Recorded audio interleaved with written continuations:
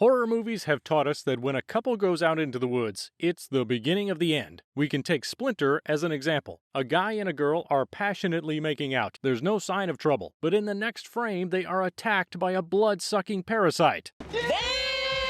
Damn! Seems like the simple joy of open-air romance is becoming more and more difficult and dangerous. What's going on? Let's take a look together. Pay attention and beware of splinters. We are immersed in the wonderful world of horror movies. Today's film opens with a shot of a gas station on the outskirts of town. A local bikini enthusiast, if his cap is to be believed, sits on the porch to loudly eat chips and take in the calm atmosphere of nature that surrounds him. But that's not what he found. He hears a noise behind him and turns around to drive away the uninvited guest who is after some chips. The troublemaker turns out to be an unknown animal, something like a mix between a rabbit and a fox. What the hell is this?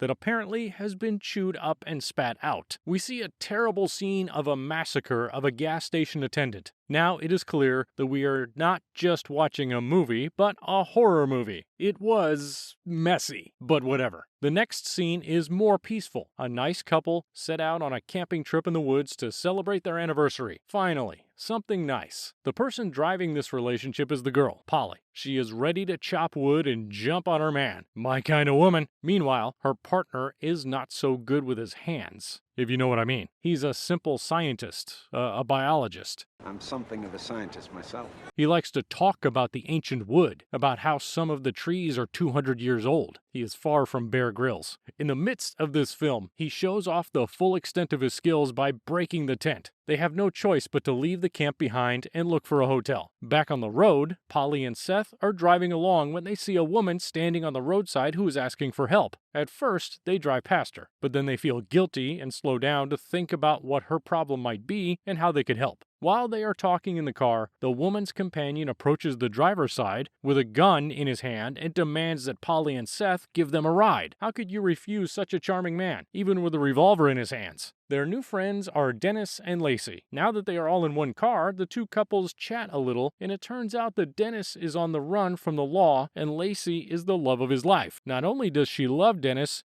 she loves drugs. Great company! The Fantastic Four begin their journey along a deserted road. Dennis and Lacey are headed to Mexico to maintain their freedom. The other couple's priority is survival. At this point, I thought this must be one of those road buddy movies where one of the couples gets safely to Mexico, while the other couple goes off in the other direction unharmed. And by the end of the journey, they all part as good friends.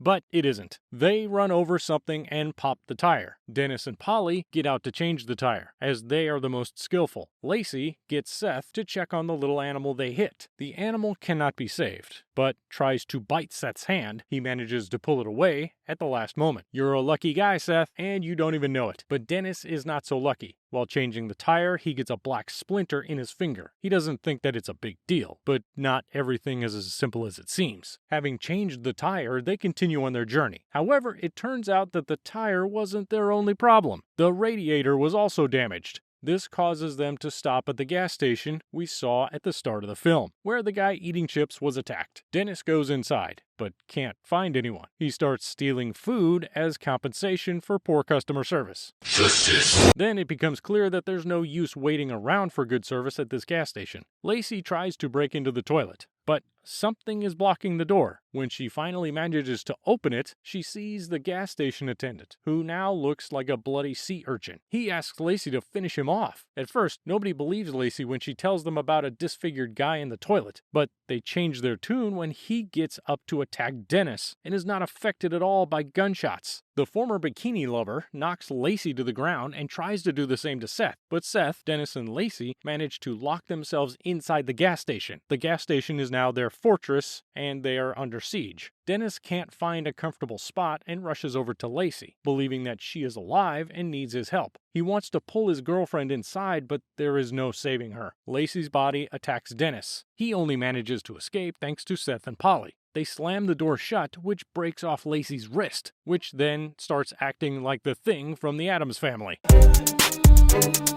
Dennis can't bear to look, so he crushes the wrist with a heavy bag. Seth looks at it with curiosity and says that nothing like it exists in the world. I don't think this information brought anyone any comfort, but at least if Seth gets out alive, he will have a great dissertation topic. The police could have helped in this situation, but the sheriff who came to the scene refused to listen to Seth and Polly when they asked him to call for backup as there was something terrible out there. The sheriff ignores them and insists they hand over Dennis. He tells them not to fall victim to Stockholm Syndrome. Poor woman, she realized too late who her enemy was. A human centipede will attack her from above and make her a link in the chain. Nice. The three of them take a look at their potential savior and start discussing what to do next. The best idea they come up with is to start a big fire to draw attention to the gas station and get help. Seth then tries to get the deceased sheriff's radio, but in the end, all this achieves is bringing another severed hand into the gas station that attacks the three survivors. It seems that the crazy hand is this creature's favorite weapon. How else do you explain its second appearance in the film? Then Dennis, Seth, and Polly retreat into the refrigerator and see that Dennis's hand,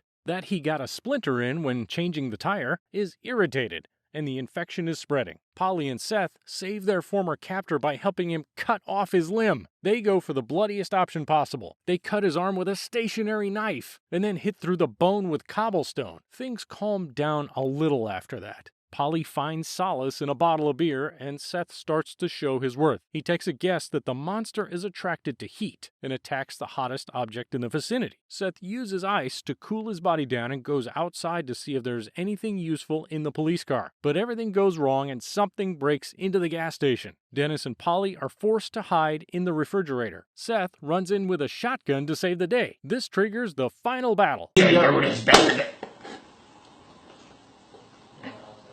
Dennis is badly wounded and covered in poisonous splinters. He gives Polly and Seth the key to the bank vault where his money is and tells them to leave, as there is no saving him. The infection must be destroyed along with himself. The former criminal says goodbye to his new friends, who he threatened with a gun when they first met, and then sacrifices himself by blowing up the gas station. The last shots show Seth hobbling away with Polly, who somehow managed to get out of this mess. A happy ending? Of course not. This is far from over. There is one more body in the forest covered in needles. There it is. Turn around. The nightmare never ends. The end. What can we say in the end? The creators of Splinter say that their film is a tribute to the classic horror movies of the 70s and 80s, but it seems that they borrowed a little too much. Their project took too many ideas and techniques from old movies and turned into a sort of a Frankenstein's monster of classic horror movies. The main question the film left with me was, what was the monster anyway? Where did it come from, and how can you explain its behavior? There is only one answer to these questions. At some point in the movie, there is a sign by the road that says you are now entering an experiment zone.